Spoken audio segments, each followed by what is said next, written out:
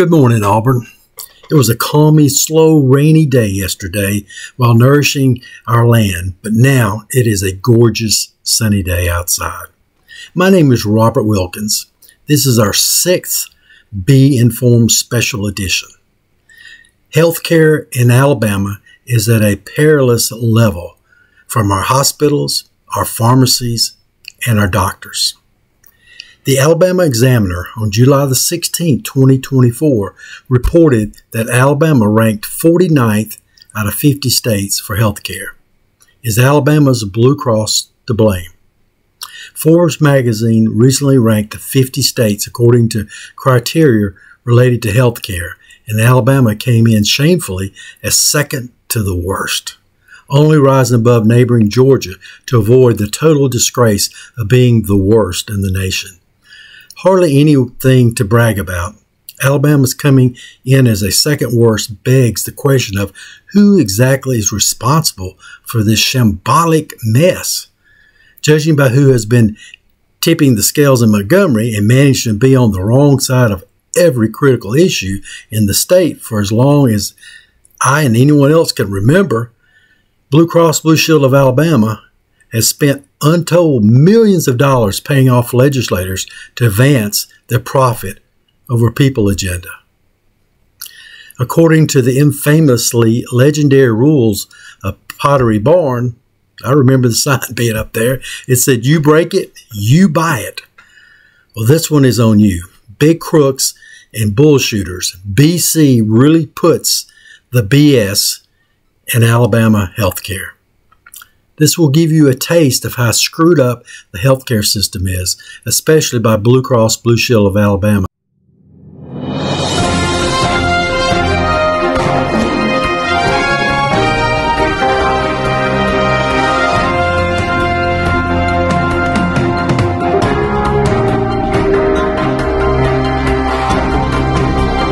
Explained by Dr. Eric Bricker of A Health Care Z. Watch this video. It's incredible. This topic is Blue Cross Blue Shield antitrust settlement. So here we are at the end of September 2020, and many of you have already probably seen how the Blue Cross Blue Shield Association has come to a huge settlement with many of their customers who brought an antitrust suit against them. Their customers, Blue Cross's own customers, were accusing them of being a cartel. In other words, they were claiming that it was wrong, it was illegal because of the Sherman Antitrust Act. It was anti-competitive for them to say that they would not compete across state lines, across regional areas with each other. As probably all of you well know, Blue Cross basically geographically divvies up the entire country, and Blue Cross plan in one state doesn't compete with Blue Cross plan in another state. Now, this is a private case. This is the main point I want to make in this video, is that this case was not brought by the government. This is a potential Sherman Antitrust violation that is not brought by the DOJ, not brought by the Department of Justice. It is brought by the customers of Blue Cross. Now, this case took 7 years just to show you how slowly the wheels of justice grind. Now, the settlement was $2.7 billion in monetary payments, but it also had injunctive release, or an injunction, which is a directed change of behavior as a result of that settlement. And what is that change of behavior? Is that the Blue Cross Blue Shield Association can no longer forbid competition of its members with non-branded products. Okay, so the plaintiffs in the case weren't saying that they needed to break up Blue Cross. They weren't even saying that one Blue Cross plan would compete with another Blue Cross plan with a Blue Cross product in the same state, because that might confuse people, right? Okay, Blue Cross is competing with Blue Cross? It's like I'm going crazy. No, you have to change the name. It would be non-branded. They would call it something else. But the underlying corporate entity would be one Blue Cross plan, and another corporate entity would be a Blue Cross plan. And as long as they had non-branded products, they could compete with each other. They couldn't be forbidden from doing that by the association anymore. Now, there are other examples of possible collusion all over the place. place in healthcare. Some examples that I've previously mentioned on A Healthcare SE. SureScripts, which is the electronic prescribing platform between a physician's office and the pharmacy. As you can imagine, you have all these different physician's offices, and they go to one central hub, and then that one central hub then divvies it out to the correct pharmacy. That whole software platform that does that is called SureScripts. And guess who owns SureScripts? Express Scripts and CVS. What? You mean to tell me that two competitors own the same e-prescribing platform, and that e-prescribing platform prohibits other groups like Amazon's PillPack from using them? And that's okay? Now they got a suit against them right now for that. Next up, Prime Therapeutics, which is the PBM for a lot of other Blue Cross plans, partners with Express Scripts, which is another PBM, in regards to a group purchasing organization called Ascent Health Services that's based in Switzerland in order to collect pharmaceutical company payments. So a pharmaceutical company is going to pay Ascent Health Services, which is owned by Express Scripts, but then that money's going to make its way over to Prime Therapeutics from the pharmaceutical company. What? Aren't they competitors? Why are they working together on this? That makes no sense. Okay, so really, the point here is not so much about the Blue Cross Blue Shield Association. The point here is that this had to be brought by private citizens and private organizations using private lawyers to enforce the Antitrust Act. The Sherman Antitrust Act needs to be enforced. You don't even need new laws. You don't need any new laws. You just need to enforce the laws that exist. And this has happened under both Republican administrations. It's happened under Democratic administrations. The point is, who is protecting us if the government won't even protect us from collusion and cartels? That's my point for today. Thank you for watching A Healthcare SE. A book titled Making a Place for Ourselves, The Black Hospital Movement, 1920 to 1945, analyzes the black hospital movement at both the national and local levels and focuses on the movement in three communities: Chicago, Illinois, Cleveland, Ohio, and our own Tuskegee, Alabama. In Alabama, as the rest of the segregated Jim Crow South, African Americans were barred from working in or being treated at many of the hospitals. These restrictions spawned what became known as the Black Hospital Movement. Philanthropic and church-organized organizations and individuals worked to establish private clinics and hospitals, as well as a number of nursing schools for African Americans throughout the nation. In Alabama, more than 25 community-supported black hospitals were built. Now we are restricting our rural hospitals by not providing proper reimbursement and other tactics to destroy the existence so we can have, I call them, super hospitals. Hospitals, especially in the rural areas, are closing at an alarming rate. I want to tell you a little bit about my personal experience with a rural hospital. I grew up in Pickens County, Alabama, in the west part. When I was a kid, we had two hospitals, one in north part, which is Reform, and the other one in the southern part, which was Aliceville. But on January the 2nd, 1979, both of these hospitals were shut down while opening the Pickens County Hospital in Carrollton, Alabama. We as Pickens County residents were so proud of a new modern hospital, especially being a part of the Ten-Tom corridor, where the poorest areas in the country. Pickens County no longer has a hospital as of March the 6th, 2020. My mother would have been devastated of her hospital's closure. She used it heavily, unfortunately. And in Pickens County tonight, the only hospital in that county has officially closed its doors just 5 days after telling employees. Tonight, our Tim Reed is in Carrollton speaking with those who will be impacted the most. 130 people are now unemployed here in Carrollton. This morning, some former Pickens County Medical Center workers were packing up some boxes, trying to figure out where they will go from here. Friday morning, this was the scene at Pickens County Medical Center. Employees cleaning up and taking boxes to their cars. A sign was posted on the front door letting this community know the hospital is closed for good. Depression because I don't have a job. A lot of anger because of the way that we found out. But at the same time, my main concern is about the patients.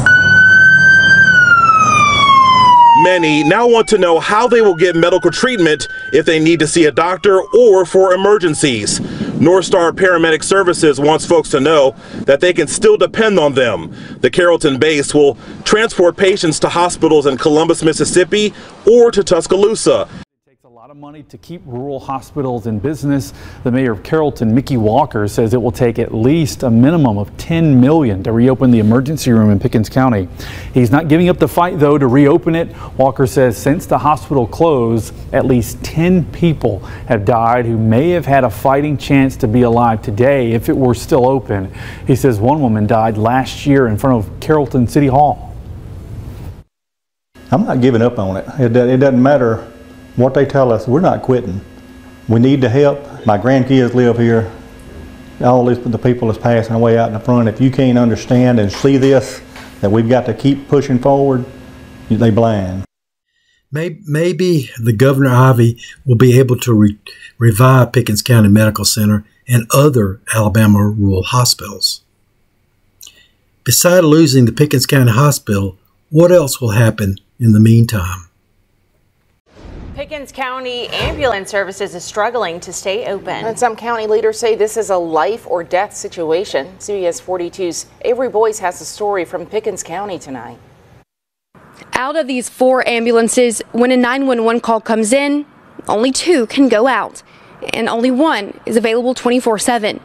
Pickens County Ambulance Manager Vicki McCrory says it was difficult to stay up and running pre-COVID, but the Pickens County Hospital closure made the situation worse. Since 2020, they've been transporting people to hospitals outside of the county. The closest ambulance was an hour out. The air medical services weren't able to fly because of the weather. So the first responders had to perform CPR for an hour, waiting for an ambulance to come from Tuscaloosa. The hospital's closure also cut their funds in half. The Ambulance Service and County Commission entered a contract for subsidies last year to keep them financially afloat. That contract is now expired and the money is gone. County and state officials are looking for solutions. I'll have a bill coming up in the next session that will allow people in Pickens County to vote on a license tag fee to help provide that funding, since the county commission and the mayors and the councils here in Pickens County have not been able to continue that funding. We got to make sure we work very carefully, strategically, and privately until we get the answer. We don't want to make a premature decision, so we got to get a lot of thought, a lot of prayer, and a lot of consideration to the people, because it's not about us, it's about the community. The only solution to our problem is going to be some sort of financial support. Without that, we just can't exist. We can't. We average 3 to 4 calls a day, and it takes 6 paying calls to support one 24-hour unit. McCrory says funding needs to be secured by December 1st to stay open. In Pickens County, Avery Boyce, CBS 42 News. Bill Britt from the Alabama Political Reporter, published on October 31st, 2024, said that since 2010, Alabama has faced the closure of at least 14 hospitals, largely affecting rural areas.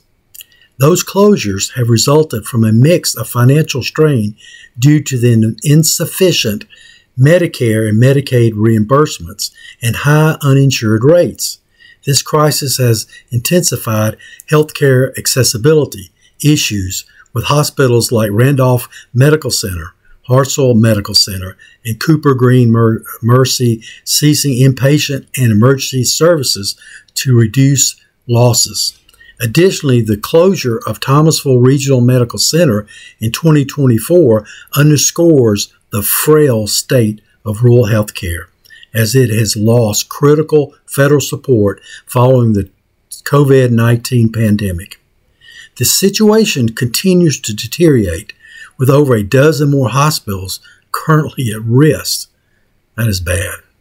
This trend in hospital closures leaves many residents facing prolonged travel time for emergency care and specialized services, significantly impacting maternal health and overall access to timely medical care across the state. I think we need a rural hospital movement. Pharmacies are closing at an alarming rate also. The Alabama Pharmacy Association stated this past summer that in Alabama, over 300 independent pharmacies have closed in the last 6 years, and community pharmacies is at a crossroad. Here's what is needed. First, proper and fair reimbursement. Second, full transparencies of PBMs and unrestricted communication with the right of refusal. Third, restrictions on fees by PBMs associated with network participation, including transactions, fees, and cash discounts, card fees. On November the 3rd, 2024, Jeremy Cates at the 1819 News wrote in post why PBM reforms cannot wait any longer. For the unaware, a pharmacy benefit manager is PBM. It is a company that manages prescription drugs benefits for insurance plans, deciding which medications are covered and the cost, creating to negotiate prescription drugs in order to reduce costs at the pharmacies. PBMs have ironically done the opposite, significantly driving up costs nationwide while shifting the blame onto community pharmacies and manufacturers. Operating in the shadows, PBMs shields their misdeeds through back-end business practices that exploit insurers. FTC Commissioner Lena Khan launched an official probe on the 6 major PBMs, noting these companies were squeezing mainstream pharmacies. 3 major PBMs currently control over 80% of the market. This vertically integrated and concentrated market structure has allowed PBMs to profit at the expense of patients and independent pharmacists. This issue is now more public than ever, yet the practices of these PBMs have gone unchallenged. They continue to profit from spread pricing rebates and persist in reimbursing pharmacies below their costs for medication. Can you imagine? After hundreds of independent pharmacies have closed across the state. Hello, I'm Muriel Bailey. And I'm Megan Scarano. They're asking for legislation against spread pricing, which often sees pharmacies paid less than what they spend on certain drugs. ABC 3340's Austin Pratt spoke with a pharmacy owner about this issue today. Austin, how could this impact patients? Megan, pharmacists say on average 3 pharmacies in the state have closed each month this year. At this rate, independent pharmacy in Alabama could die in just a few years, meaning patients may have to travel further to get the medicine they need or have it shipped in. States like Tennessee have already passed legislation to help ensure that their local pharmacies could stay open.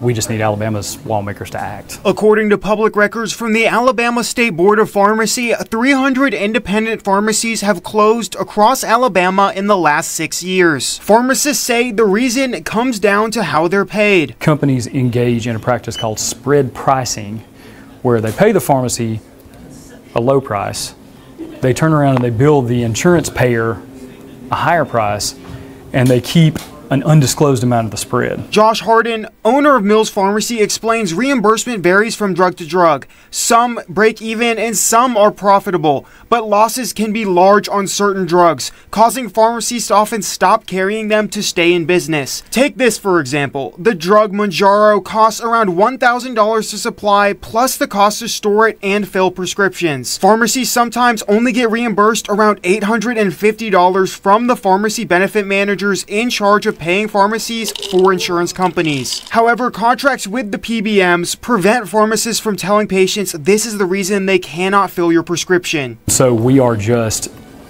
doing our best to tell our individual stories to these legislators so that we can remain in business. Because independent pharmacy will disappear within 5 years in Alabama. If that happens, many Alabamians may have to travel to get their prescription filled or rely on mail-order pharmacies, which may not be a good option for every patient and at times even dangerous. Patients who are on refrigerated drugs that arrived and the temperature of the package was 105 degrees, or patients who went without their drug for 2 weeks because there was a delay in the shipment. I sent Governor Ivey's office an email this afternoon asking if she was aware of this issue, why Alabama does not have spread pricing legislation, and are there any plans to help pharmacies in the state. I have not yet received a response. A House bill was introduced last legislative session that would prevent PBMs from paying pharmacies less than a drug's cost, but has been postponed. Muriel? Austin Pratt reporting. You have a business, you get paid less than the cost of your product. Most recently, Walgreens announced the closing of 1,200 stores due to a declining reimbursement model. If one of the largest chains, which dispense millions of prescriptions annually, cannot find a profitable route to dispense medications, how can our locally owned pharmacies survive? In short, they won't. In Alabama, many community pharmacies have closed because of PBM practices. For instance, Pharmacy First shut down after many years of serving Huntsville, while Forestdale Pharmacy in Central Alabama will cease operation this past October 31st. These closures are more than a business issue. They directly affect patients, especially in the rural or underserved areas. Fewer pharmacies means longer travel time for prescriptions, reduced access to medication, and potential worse outcomes. Ask the simple questions such as, do you think people should be able to choose their pharmacies? What do you think? Okay, second question is, do you think pharmacies should be paid less than the cost for the services they provide? Why is all this happening? Because of lack of transparency of insurance reimbursements and manipulation of health providers' contracts with insurers. Piling on are PBMs, provider benefit managers, controlling pharmacies, and even our doctors are leaving at an alarming rate. Dr. Carter says more paperwork required from health insurance company means he's spending more time in his office and less time here with patients. He says it's also becoming more difficult for doctors to keep their practice afloat. The cost of practicing medicine, the cost of doing business and take care of people has increased significantly over the years, but reimbursement for those services have remained fairly flat. So on some patients, he says doctors actually lose money. On January 18, 2024, Alander Kacha of the Alabama Reflector reported the lack of health care providers in rural Alabama is stark. Most of Alabama's rural counties, have significantly more people per primary care physician than urban counties. For example, in Butler County has one primary care physician per 4,900 residents. The average in Alabama is 1,520 per one physician. By contrast, Jefferson County, Alabama's most populous, has 875 primary care physicians to every resident. All this according to the data from the County Health Rankings and Roadmaps, CHR&R, a University of Wisconsin Population Health Institute program. As we have less and less hospitals, doctors, and pharmacy, it is not for reducing the cost, but allows insurance companies like Blue Cross Blue Shield and pharmacy benefit managers to eventually create not just super hospitals, but all medicine purchased online and continue long waits to see doctors through one simple reason. Financial greed. Financial greed. In Birmingham, the downtowners develop their financial personal growth in the daytime, and then they drive over the mountain to Mountain Brook in their beautiful multi-story homes on lakes or whatever they have, just to their secure home to go and count the money, count their money. Alabama Republicans have a supermajority, but are being wasted because the House and Senate are being controlled by these greedy Birmingham downtowners in destroying the future of our health care in Alabama. It is time to be informed, so get involved by contacting your legislator, being involved in your local community. Contact the Governor Ivey now. The health of your immediate family, to your aunts and uncles, cousins and friends, it depends on it. This is at a dangerous point of near no return. Save our hospitals, save our pharmacies, and save our doctors. Governor Ivey is the governor of all the people from the rural communities and urban areas. Please act now. Governor Ivey, please. Gandhi said, "It is health that is real wealth, not pieces of gold and silver." So, let's get wealthy. And be informed.